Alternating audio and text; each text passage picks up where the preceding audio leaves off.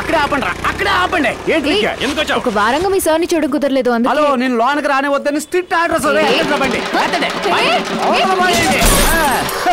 ఎవరితో పెట్టుకుంటున్నా? You're all against me. ఒక రోజు చూడండి, మీ డీసీని లైన్ లో పెడతాను, పెళ్లి చేసుకుంటాను, భార్యగా వస్తాను, అప్పుడు మిమ్మల్ని ఎలా టార్చర్ పెడతానో చూడండి. పీతకాలు ఫ్రాక్చర్ చేసేసాడండి.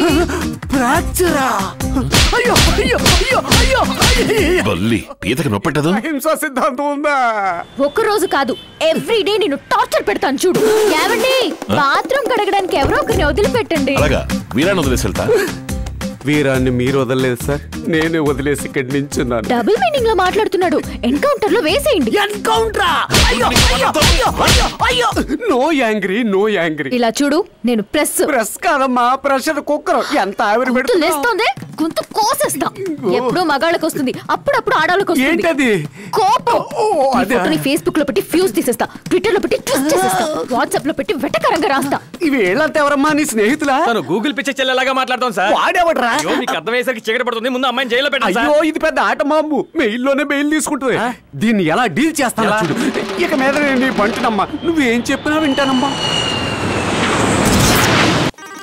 చెప్పు సుబ్బు. రెడ్డికి జామీన్ దొరికింది సార్.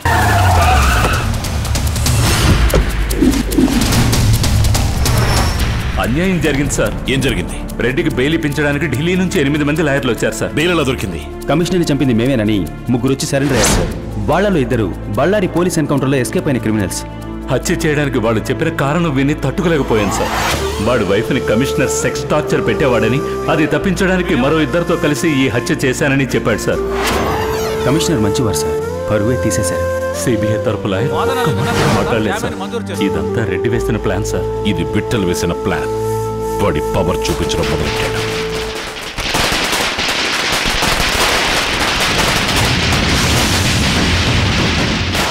చూసావుగా, నా పవర్ ఏంటో చూసావుగా, విన్నావుగా, కోర్టులో ఏం జరిగిందో విన్నావుగా. పవర్ఫుల్ గా ఉన్న నన్ను పవర్ లేని రూమ్ లో కూర్చోబెట్టావు కదూ. ఈ రోజు సాయంకాలం లోపల నీ పవర్ ని లేపుతాను. రేపు సాయంకాలం లోపల నిన్నే లేపుతాను రా.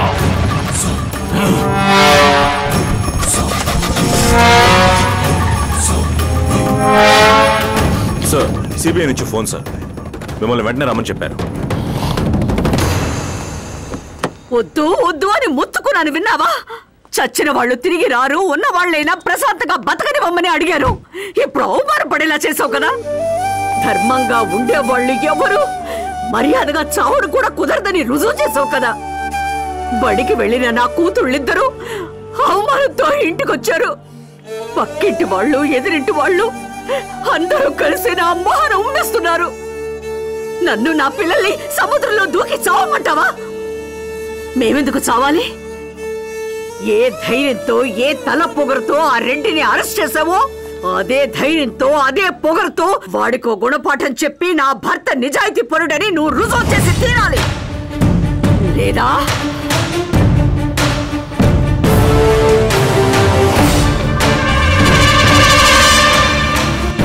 చెప్పండి, రెడ్డిని ఎందుకు అరెస్ట్ చేశారు?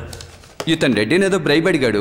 అతను ఇవ్వనందువల్ల కమిషనర్ హత్య కేసు అతని మీద ఫ్యాబ్రికేట్ చేశాడు. రెడ్డికి ఇతనికి ఉన్న సంబంధం గురించి ఆర్టికల్లో ప్రముఖంగా రాశారుగా. ఎవరిని అడిగి ఆస్ట్రేలియా వెళ్ళారు? ఏ పర్పస్ మీద వెళ్ళారు? నేను ఆస్ట్రేలియాకి వెళ్ళాలని మీకెలా తెలుసు? విఠల్ ప్రసాద్ చెప్పాడా? వాడు చెప్పింది చేయడానికి మీరున్నారా? CBI, central bureau of investigation, India కోసమా ఆస్ట్రేలియా కోసమా? Mister Narasimham, you are talking too much. నిన్ను సిబిఐ నుంచి టర్మినేట్ చేస్తున్నాం. సిబిఐ దగ్గరకు కేసు వస్తే న్యాయం జరుగుతుందని ప్రజలు నమ్మకంతో ఉన్నారు. ఆ నమ్మకాలు చెడగొట్టకండి.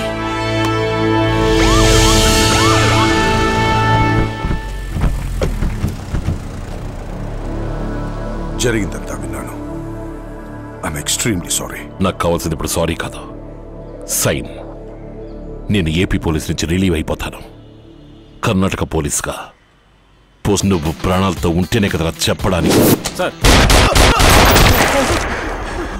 ఒక తప్పు చేస్తే, అది తెలిసి చేస్తే, వాడు దేవుడైనా సరే వదిలిపెట్టను. నీ పేరేంటి? బైబిల్ చదివావా? రోమరు 6 సువార్త 23 ఏం చెప్తుందో తెలుసా? పాపానికి ప్రతిఫలం మరణం. ఏంటి ఒక పోలీస్ ఆఫీసర్ ని షూట్ చేసి చంపారని ధైర్యంగా కోర్టులో దొంగ సాక్ష్యం చెప్పావు. ఇప్పుడెందుకు చావును చూసి భయపడుతున్నావు? సుబ్బు సార్, రెడ్డికి వ్యతిరేకంగా వీళ్ళు ముగ్గురు అప్రూవర్ అయ్యారు. అది తెలుసుకున్న రెడ్డి జడ్జి ఇంటికి వెళ్లే దారిలో వాడి మనుషులతో కాలిస్తే ఇద్దరు చచ్చారు. జడ్జితో ఈ కథ అలాగే చెప్తున్నావు. ఓకే? సిబిఐ ఆఫీసర్ గా ఇక్కడికి వచ్చారు. ఇప్పుడు ఎవరిని అడిగి యూనిఫామ్ వేసుకున్నారు? కసి మీద పనిచేస్తున్నాను, విసిగించకు. ఈ ఊరు నాకు నచ్చలేదు. ఎందుకు ఇక్కడ పోరాడుతున్నారు? నాకు చాలా భయంగా ఉంది. ఇవన్నీ వదిలేసి ఊరికి వెళ్ళిపోదాం. ఒక విషయంలోకి దిగాక ఒకటి గెలవాలి లేదా ఓడాలి. నేను ఇప్పుడు మధ్యలో ఉన్నాను. ఇవన్నీ చూడడానికి ఇష్టం లేకపోతే జస్ట్ లీవ్. ఈ ఊరు వదిలి వెళ్ళిపో.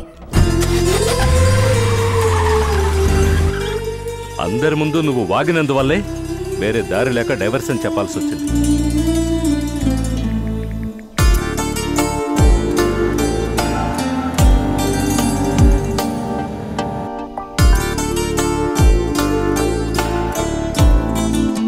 ఎక్స్క్యూజ్ మీ, నేను నా వైఫ్ ని డివోర్స్ చేయాలి. దానికి ఎవరితో డీల్ చేయాలి? నేను డీల్ చేస్తాను.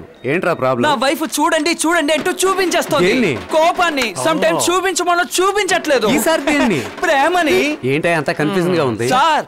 3 ఏళ్లు లివింగ్ టుగెదర్ గా ఉండేవాళ్ళం. స్ట్రాంగ్ గా ఉండేది. 3 మాసాలే మ్యారీడ్ లైఫ్ లూజ్ అయిపోయింది. What to do? Living together అంటే ఏంటి? అది తాళి కట్టకుండా ఒకే ఇంట్లో కలిసి ఉంటూ కలిసి తింటూ సెట్ అయితే కనెక్ట్ అవడం, అవ్వకపోతే కట్ అవడం. ఏంట్రా రైట్? ఇక మీద ఎవరైనా డైవర్స్ ఇస్తే పెళ్లికి తీసుకున్న కట్నం తిరిగి ఇవ్వాలన్న రూల్ పెడితే ఎవరైనా డైవర్స్ ఇస్తారా? డైవర్స్ ఇస్తారా? డైవర్స్ అంట నీ ఒకరికి ఇంగ్లీష్ ఒకటి చంపేస్తా. ఊరుకోండి సార్, రండి సార్. మీరంతా ఎందుకు వెయిట్ చేస్తున్నారు? డైవర్స్ ఒకడు ఉద్యోగం కోసం కట్టుకున్న పిల్లల్ని కళ్ళారా చూసుకోవాలకుండా ఏడుస్తుంటే డైవర్స్ అంటే